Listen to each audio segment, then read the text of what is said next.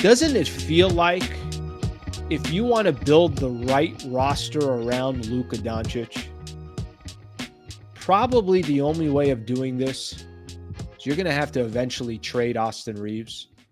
Does it feel that way?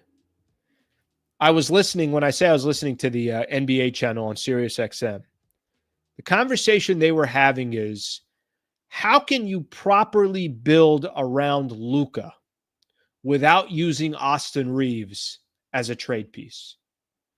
In order to get the absolute most out of Luka Doncic and this Lakers team and the roster that you're looking for, isn't the best asset you have Austin Reaves?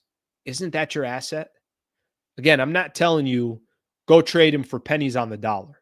I'm not telling you shop Austin Reaves, because here's the beauty with Austin Reaves. He's got value in the league.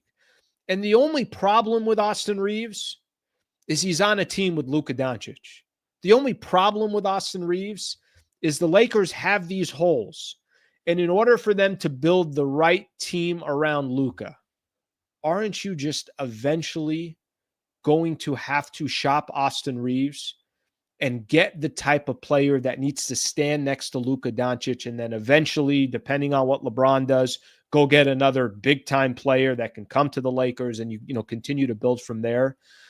If I told you guys, let me give you a prototypical player, forget the conversation about a big right now, but let's just, who can play next to Luka Doncic in the backcourt? If I said, or even a wing player that kind of can play the 2 or the 3 or whatever the case is.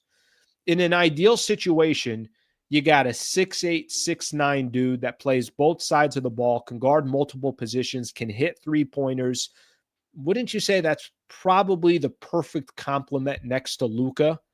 So I'm listening to these guys on NBA Sirius XM, and I hear these guys saying that, kind of similar to what I'm saying. If I'm going to be honest with you, they were selling me a little bit here. What they were selling, and I heard them throwing out names. What about RJ Barrett? What about, and they were kind of just, lobbing some different names out there. But I think the foundation of what they were talking about was, if the Lakers are going to have the type of success and build for the future with Luka, and looking at the assets the Lakers have, doesn't Reaves just have to become a trade asset? And by the way, wherever he ends up, if Reaves is with the right team, and I'm going to give you guys one scenario here because it was a story that came out, an NBA writer threw it out. If he ends up on the right team, Austin Reaves will flourish with the right team, just like he's flourished with the Lakers. But imagine if Reaves is a little bit more of a focal point on offense, and he's got really good defenders around him, and he's got other great offensive players around him, and has rim protectors around him. I mean, unless the Lakers can figure out how to, obviously put all those pieces together, that piece is going to be a little bit of a challenge. So maybe I'm kind of coming around to the scenario.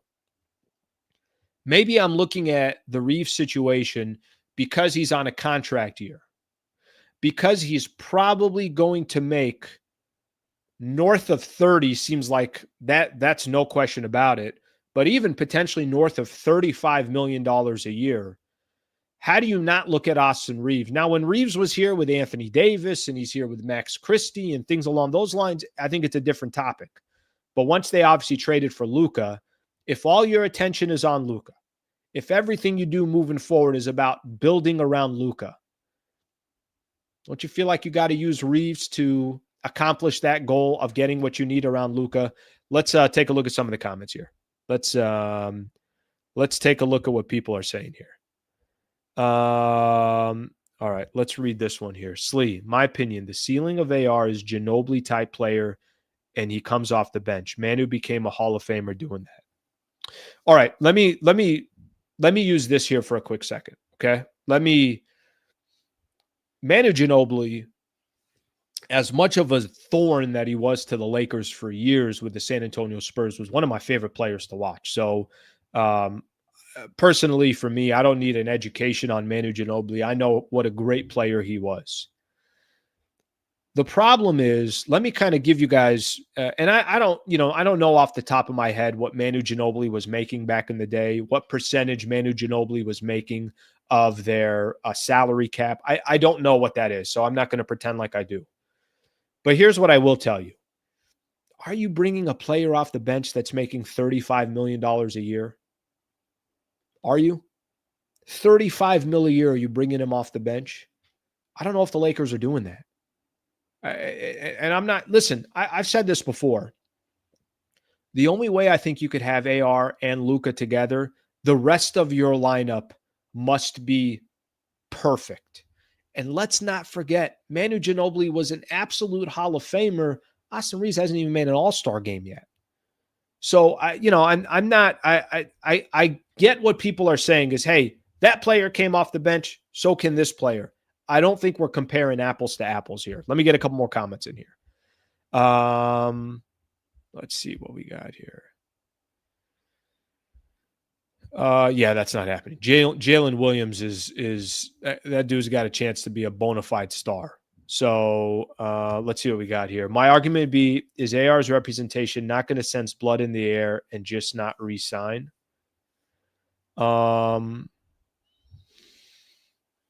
Well, nothing can happen. Obviously they're going to wait till the offseason. I was reading some article on Jonathan Kuminga just because of everything going on with him. About 10 teams are going to have some good cap space next year. AR is going to be, listen, if AR hits the open market, be a lot of teams interested in Austin Reaves. No question about that. Don't doubt that for a second, that a lot of teams would not be interested in Austin Reaves. Jesus, a lot of people have been saying this all summer. I guess I'm just coming around to it. I've seen people saying it, but I think I'm really, truly starting to understand. I don't know what the alternative path is. I don't know. I don't. No way, Slee. A guy that doesn't play defense but is a playmaker and averages 20 points a game, $25 million per year tops. Peter, if it was $25 million a year tops, if they thought that's what the market was going to be, and he turned down 4 years, $89 million, we're talking about $2.5 million difference, maybe $2.75 million difference a year over 4 years. If he thought the top he can get was $25 million a year, why would you risk injury, bad season, all that stuff? Why don't you just go grab your 4 years, $89 million then? Are you going to let $2.75 million a year and all the risks that comes with it be the difference? I don't think so. But I think they think $10 million a year is the difference. Then I think they're going to say, we're going to pump the brakes. So I don't think it's 25. And Peter, that's not an opinion. That's what the market's telling you. I mean, you could go outside and go see a beat up house in some neighborhood in Southern California and say, that house is not worth $900,000. It's only got 1,200 square feet. But down the street, if the house sold with less square footage for $950,000, then that house is worth north of $900,000. That's just what the market is. That's what the market is. NBA writer, longtime NBA writer, Tom Ziller, threw out a trade scenario that he thinks works great for both teams. Okay?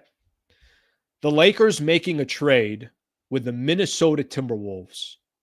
And I'll tell you the names that are involved. First, let me just say this. I don't know if the noise is going to get louder as the season begins. I don't want anybody to think that I'm trying to disrespect what Austin Reaves has been for a Laker, how good he's been for the Lakers.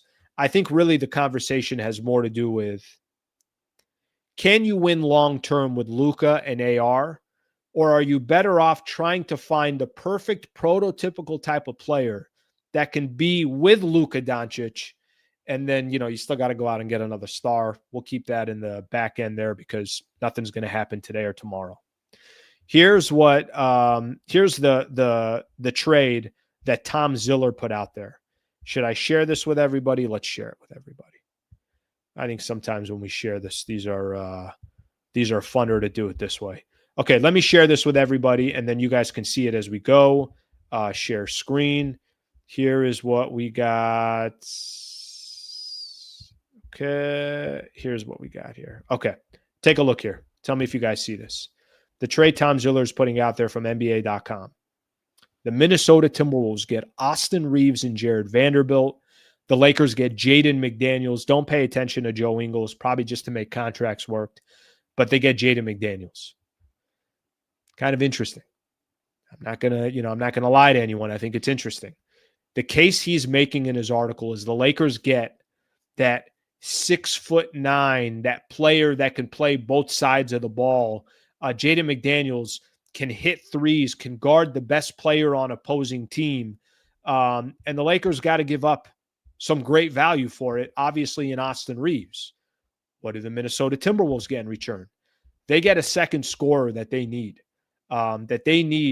right next to Anthony Edwards. And by the way, I mentioned this, why something like this would be also, for Austin Reaves. Is there a scenario for Austin Reaves where he can be in a situation where he could just kind of do his work? Look at the help he'll have on the defensive side. He'll have big guys. He'll have certainly have help with Rudy Gobert, Julius Randle. Anthony Edwards is a good defender. It's an interesting trade. I'm not telling you the Lakers are going to go do it. I'm not telling you that the Minnesota Timberwolves are going to go do it. But this is the type of trade that I think opens up the eyes for Laker fans out there, that if you're looking at different scenarios out there, is a player like Jaden McDaniels, is that the answer for the Lakers? And are you willing to give up the best trade asset that you have in Austin Reaves for a player like Jaden McDaniels? So that was one of the scenarios that was thrown out there. And I wanted to share that with everybody. Let's take a look at everybody's comments. Let's get everybody's thoughts on all of this. I know either people are saying now there's no way Lakers trade Austin Reaves, or maybe there's some interest in a trade like this. Let's see what people got. Wolves just cooked AR. Doubt they will do it. But they need a player like AR. McDaniels is just starting to come into his own as a scorer. He's a nice player. I mean, I'm not going to lie. I really like Jaden McDaniels. He's a lockdown defender. He's got great size. I will tell you, in a perfect world, that's the type of player Luka has in the backcourt with him. So just to kind of keep it, fair here, that's the type of player that they want with him. Wolves ain't doing that. Hell no. So some people say Wolves ain't doing it. Other people say Lakers not doing it. Let's see what we got here.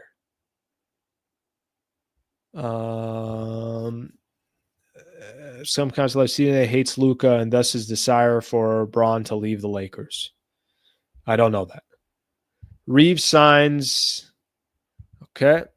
Let's hope that one doesn't happen. Let's read another one here. People acting like he's an all-star player, but he's not. Yes, some nights he puts up good numbers, but he can be easily shut down by good defenders like Edwards in the playoffs. I think you're talking specifically about Austin Reaves. Let's get another couple more in here.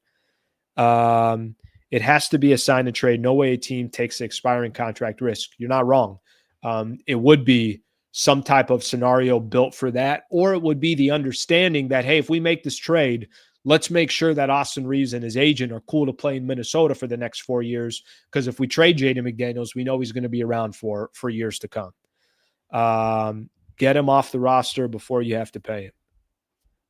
You can't give Austin Reaves up for singular value. It needs to be a haul for pieces. Yeah, I will tell you the one thing that I think some people out there might have a hesitation with Austin Reaves. What's his cost going to be in the market? So, if you are trading for him, then you definitely feel like that's a missing piece. That's a guy that we have. That's kind of a foundational piece that you want to have on your roster and for your team. Thank you very much for watching the clip. Just want to give a shout out here to one of our partners, the Wallace Firm. They are official injury attorney of the Sliwa Show and Hoops Talk, the entire channel. If you are ever in a need, and I hope you're not, but some type of serious injury with yourself or a family member of yours, I would like to personally help you by introducing you to the best in the business, Brad Wallace and the Wallace Firm. Also got a URL out here that you can use as well. Just go to wallacewins.com/Sliwa. Thank you for their partnership, and thank you for being a part of the Sliwa Show.